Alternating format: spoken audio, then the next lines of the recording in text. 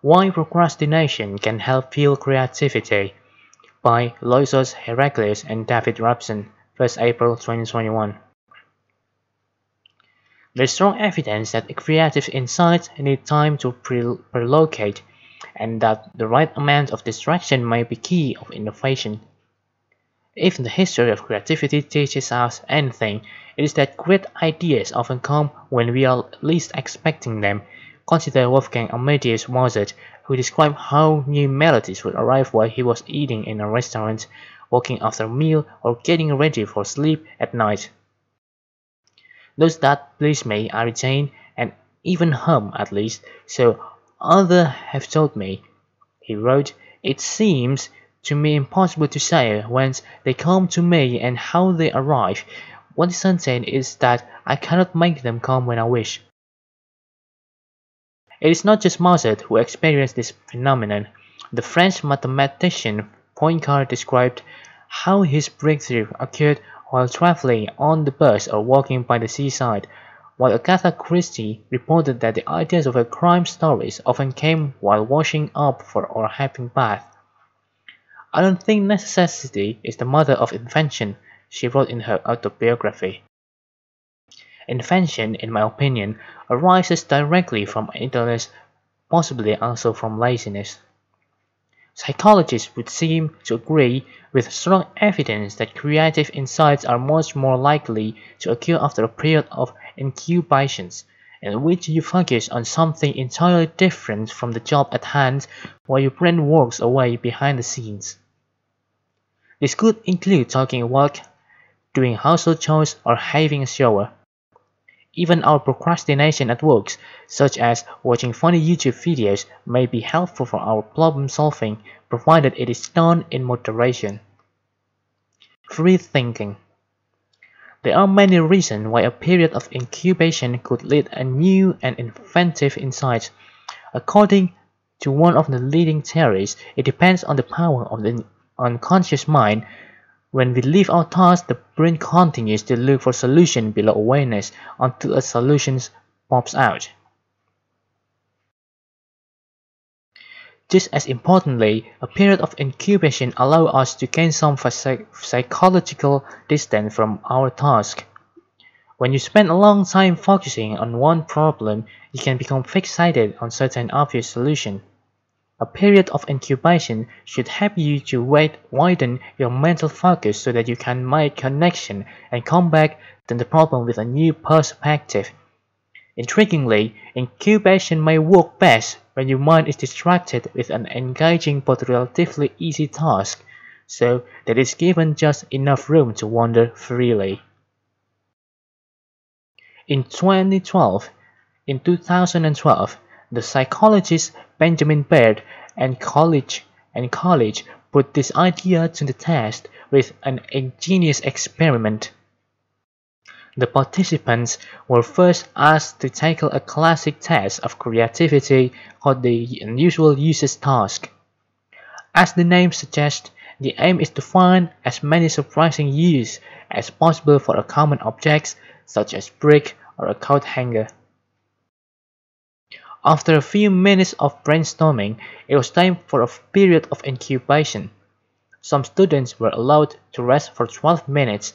Others were given a fairly undemanding test in which they were shown a string of digits and had to say intermittently whether the number was even or odd. That's akin to doing household chore like washing the dishes. It requires a bit of focus but still allows plenty of room for mind wandering.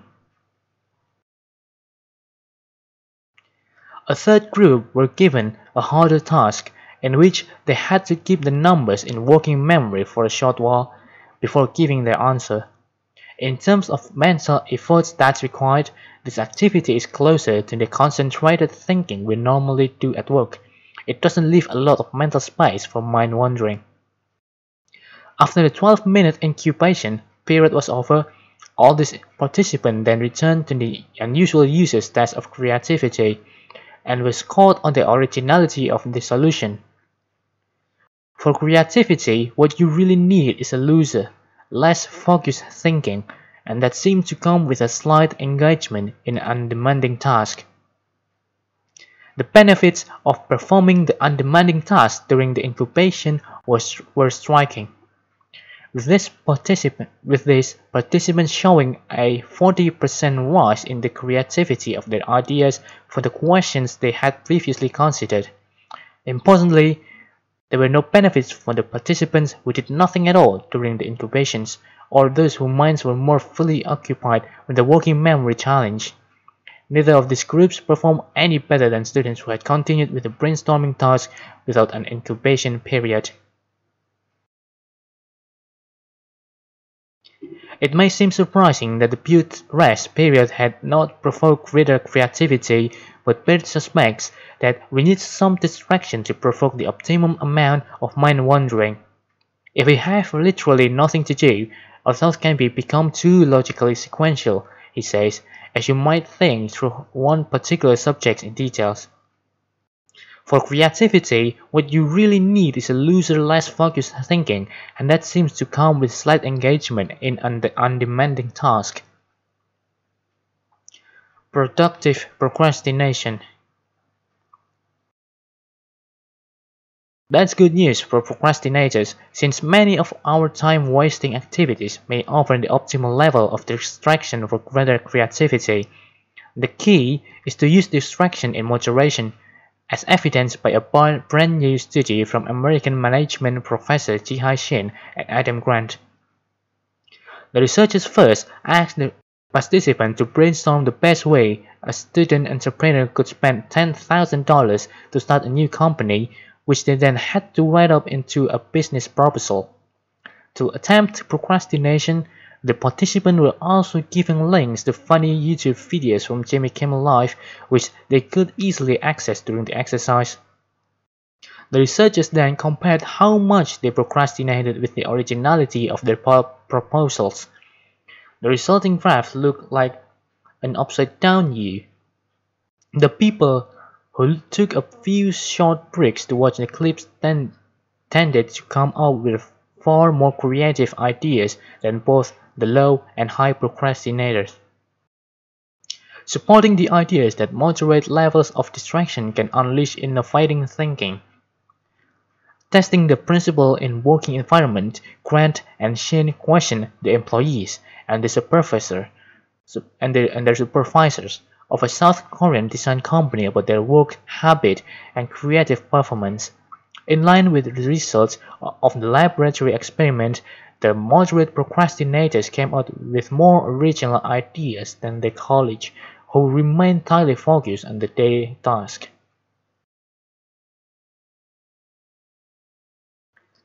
How to waste time creatively. Whether you are a budding novelist, an advertising creative, a strategist, or a teacher hoping to come up with more original lesson plans, these results are worth bearing in mind. Facing an impending deadline, we may fear taking any time away from the task at hand, but this will be counterproductive, and there should be no guilt about spending a few moments of pleasant distractions or leaving the task altogether as we allow a solution to bubble to the surface. Leaders may also take note, rather than admonishing employees for taking time out of the working day, they should actively encourage it. There are many ways they might do this. For example, Stanford researchers Marilee Opizzo and Daniel Schwartz have found that working boosts divergent thinking, providing fresh perspective on whatever issues are occupying one's mind. Interestingly, the creativity-inducing effects of walking are similar whether it takes place indoors or outdoors. Leaders could therefore design workplace space that nudges employees to do some more walking. Apple's new company's headquarters, which opened in May 2017, may be the perfect example of this. Apple Park is circular and has a circumference of a mile and a diameter of 461 meters. It encompasses a 30-acre landscape park when employees can wander when they are not walking to the cafe, the wellness center, or the theater. As a bonus, this kind of layout promotes serendipitous encounters and conversation with colleagues, which could themselves act as a creative distraction and which may also lead to exchange of complementary ideas, cross-fertilization of research projects. Without issuing any explicit order, the company is encouraging the adoption of behaviors that are known to encourage creativity, a goal that was central to Steve Jobs' vision of the park. And it seems to work. Apple is the most valuable company in the world at 2 trillion US dollars and is regularly cited as the most innovative company in the world.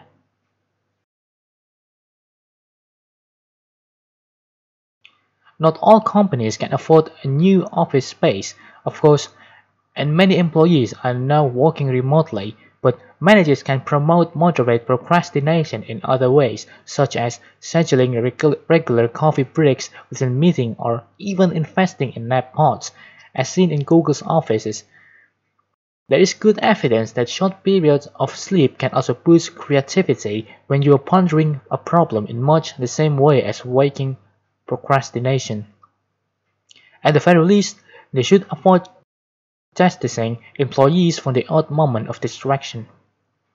In the increasingly competitive workplace, we need innovative thinking more than ever before, but that will only be possible if we allow the conscious mind to find diversion and wander freely from time to time. David Robson, in the author of Intelligent Trap, revolutionize your thinking and make wiser decisions. Huther and Southern, W. W. Norton. Loisos Heraklios is a professor of strategy at Warwick Business School and an associate fellow at the University of Oxford. He is the author of Chinese Strategy.